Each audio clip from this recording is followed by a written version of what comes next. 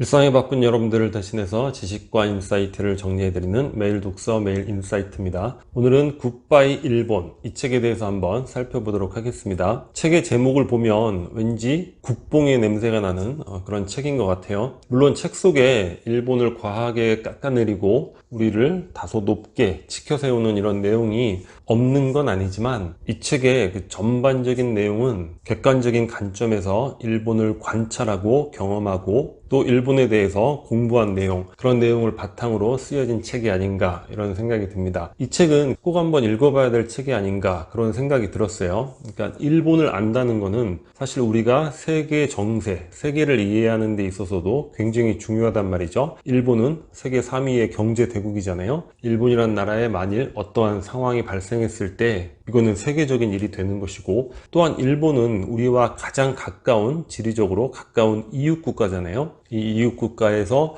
어떠한 변화를 겪고 있는가, 어떠한 방향성을 갖고 있는가, 이런 것들을 아는 것은 우리의 미래, 이런 것들을 위해서 굉장히 그 필수적인 지식이 되지 않을까, 그런 생각이 들었습니다. 일단 전제로 말씀드릴 건 뭐냐면, 어떤 한 나라, 우리나라도 마찬가지고 그 나라가 뛰어나다, 그 나라 국민성이 우수하다, 열등하다, 이런 개념은 없다고 봐야지 타당하지 않은가. 개념 자체가 말이 안 되잖아요. 어떤 국민들이 뛰어나다, 그러면 태초부터 뛰어나서 그렇게 뛰어난 건지, 그런 건 있을 수 없겠죠. 그 나라 사람들이 어떠한 환경에서, 특히 지리적으로 어떤 환경에서 살아왔는지, 기후 조건은 어떠한지, 또 외적인 관계, 이런 변수들은 어떠했는지, 문화의 주고받음은 어떠했는지, 이런 것들을 통해서 그곳에 사는 사람들의 성향이라든가 이런 것들이 사실 결정되어지는 거잖아요. 우리 총균세라는 그 유명한 책에서도 읽어봤지만, 왜 유라시아 대륙에는 문명이 발달하고 아프리카,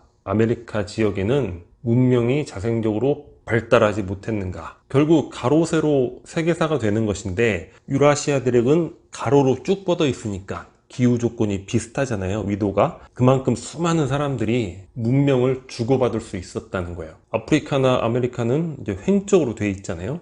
기후대가 너무 다양한 거죠. 가축을 키운다거나 어떤 특정한 농산물을 전파한다거나 이런 것들이 어려운 거죠. 많은 사람들이 총균세 하면은 환경 결정론이다, 이렇게 비판을 하는데, 사실 환경이 결정을 하는 것이 맞는 것이죠. 어떤 민족이 불굴의 의지를 키워왔다, 그거는 그 환경 속에서 지리적 열악함이라든가 그런 것들에 응대하면서 발전시켜온 그런 기질일 수밖에 없는 것이니까. 그러니까 이 책에 나오는 일본인의 성향, 이런 것들이 우월하고 열등하고 이런 개념이 아니라, 자, 일본이 어떠한 지리적 조건 하에서, 어떠한 기후, 어떤 외적인 관계 변수 하에서 이러한 기질을 가질 수 있었는가, 그리고 그러한 기질이 지금 시대의 변화상에 있어서 적합한 것인지 부적합한 것인지, 그런 관점으로 이 책을 바라봐야 되지 않을까, 그런 생각을 먼저 해보게 됩니다.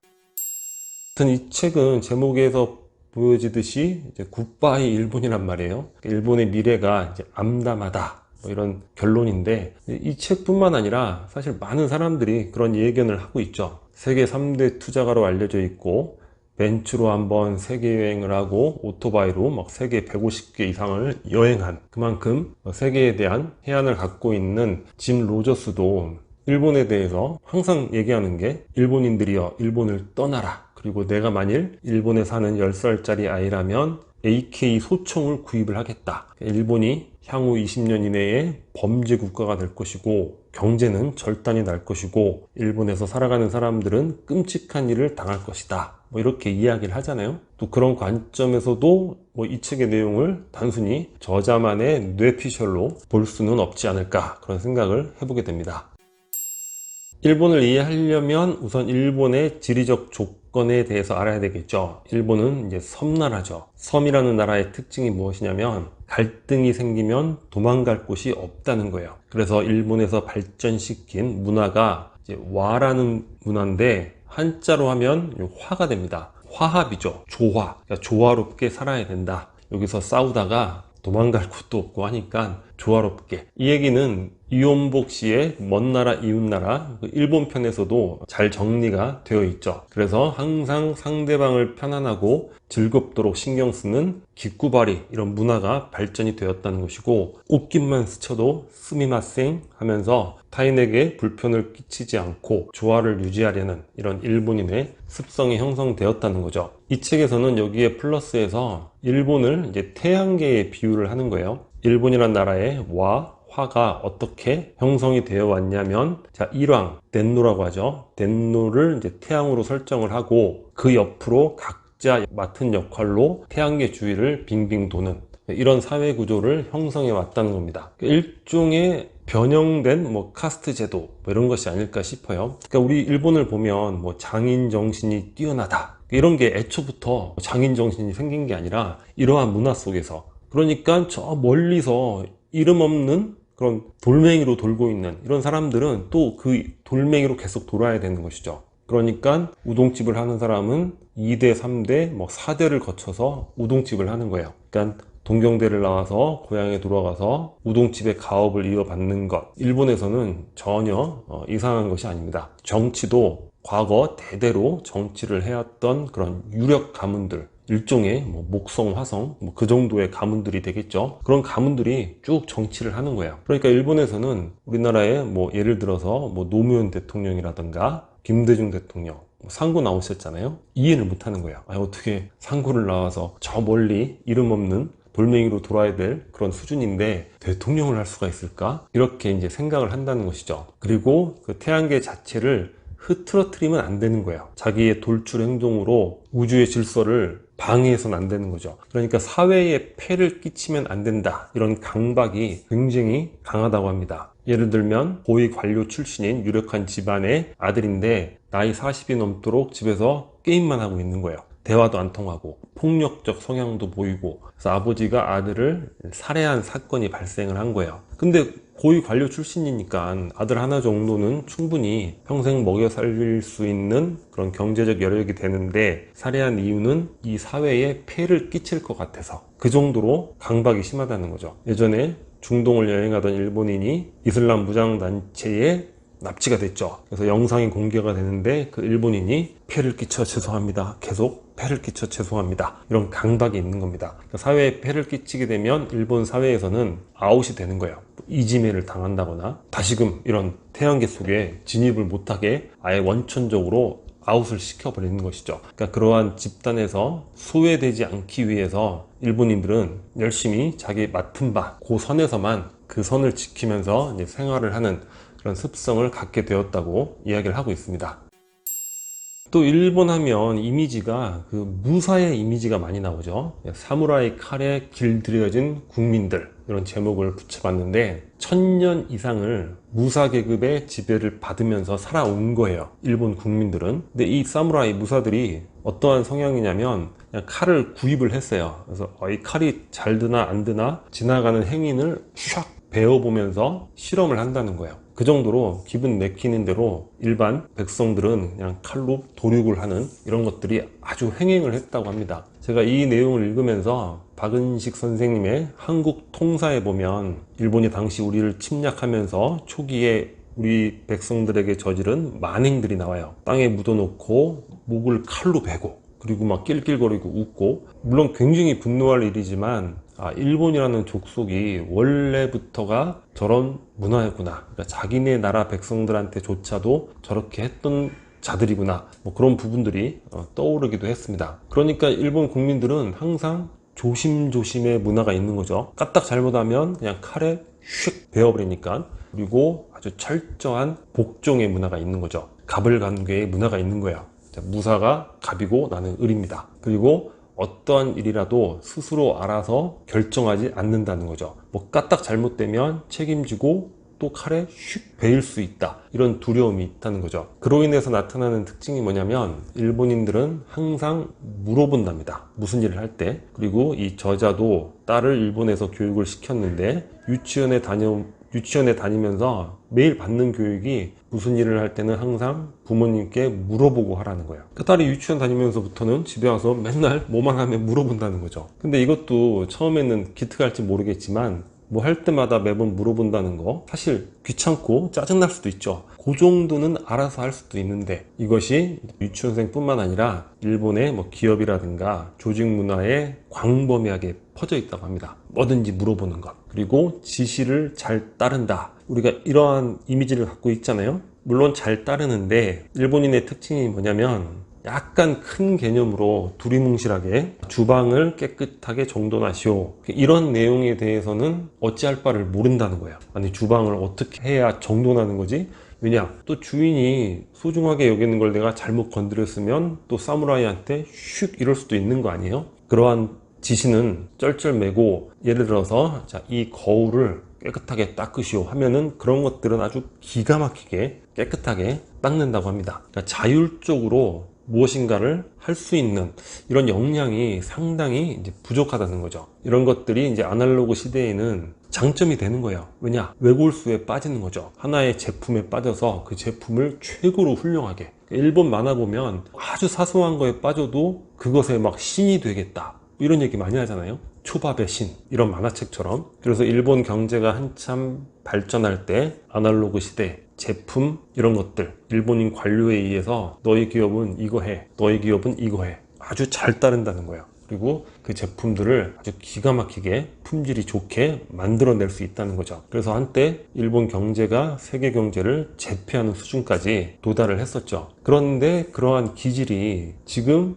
이 4차 산업혁명, IT 혁명의 시대에는 적절하지 않죠. 왜냐? 변화에 빨리 적응하지 못하는 거예요. 그리고 판단을 빨리빨리 하고 새로운 제품도 빨리빨리 출시하고 또 기업의 주력 비즈니스도 필요하다면 빨리빨리 교체를 해야 되는데, 일본인의 이러한 디테일한 지시에 강한 성향, 외골수에 빠지는 성향, 이런 것들이 지금 시대에는 장점이 아니라 단점이 된다는 거죠. 그래서 일본인들이 그 흔한 메신저 하나를 제대로 못 만드는 거예요. 그래서 네이버 라인을 우리의 카톡처럼 사용을 하고 있는데, 그것도 자존심이 있어서 자기네 나라 제품인 것처럼 이렇게 광고하면서 이제 사용을 하고 있다고 합니다. 그리고 얼마 전 도쿄올림픽도 우리 기업이 아니라면 뭐 IT 보안이라든가 하다못해 신용카드 결제까지도 할 수가 없는 그 정도 수준의 그 IT 수준을 갖고 있다는 거죠.